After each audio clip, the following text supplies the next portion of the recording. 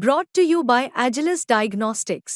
Health test की बात आती है तो मैं भरोसा करता हूँ India largest diagnostics company Agilus Diagnostics. खुद को टेस्ट करते रहो। रक्षा और सुरक्षा सहयोग के विभिन्न पहलुओं पर विस्तार से चर्चा की।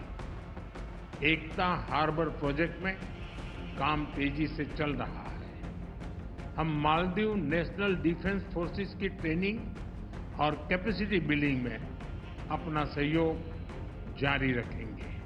कान खोलकर सुन लो चीन। भारत के प्रधानमंत्री नरेंद्र मोदी ने यह साफ तौर पर कह दिया है कि भारत मालदीव की मदद जारी रखेगा, खासकर जो उसका सैन्य कार्यक्रम है और उसके सैनिकों का प्रशिक्षण है वो भी भारत जारी रखेगा। रक्षा और सुरक्षा सहयोग के विभिन्न पहलुओं पर विस्तार से चर्चा की। एकता हार्बर प्रोजेक्ट में काम तेजी से चल रहा है। हम मालदीव नेशनल डिफेंस फोर्सेस की ट्रेनिंग और कैपेसिटी बिल्डिंग में अपना सहयोग जारी रखेंगे। इंडियन ओशन रीजन में स्थिरता और समृद्धि के लिए हम मिलकर काम करेंगे। हाइड्रोग्राफी और डिजास्टर रिस्पांस में सहयोग बढ़ाया जाएगा।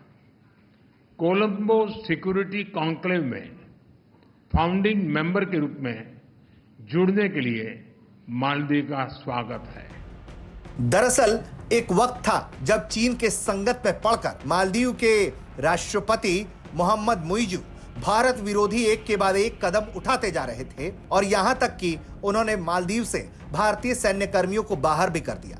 88 भारतीय सैन्यकर्मी मालदीव में तैनात थे, जो एक डॉर्नियर विमान और 2 हेलीकॉप्टर्स के जरिए मालदीव के आम जनता की सेवा में लगे हुए थे और जो 200 छोटे छोटे द्वीप हैं उनके मरीजों की मदद करते थे। इसके अलावा मालदीव के कई और मसलों पर भी भारत उनकी मदद करता था, लेकिन चीन के चक्कर में पड़कर मुइज़ू ने भारत विरोधी कदम उठाया और इन तमाम सैनिकों को मालदीव से जाने के लिए कह दिया। उसके बाद ऐसा हुआ कि भारत के दिए गए 3-3 विमान यूं ही खड़े रह गए और आखिरकार मुइज़ू ने यह बात समझ ली, भारत के बिना उसका काम नहीं चलेगा।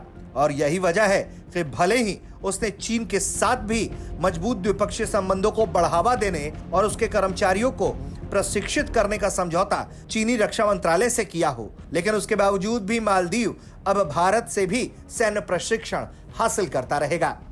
ब्यूरो रिपोर्ट, भारत तक।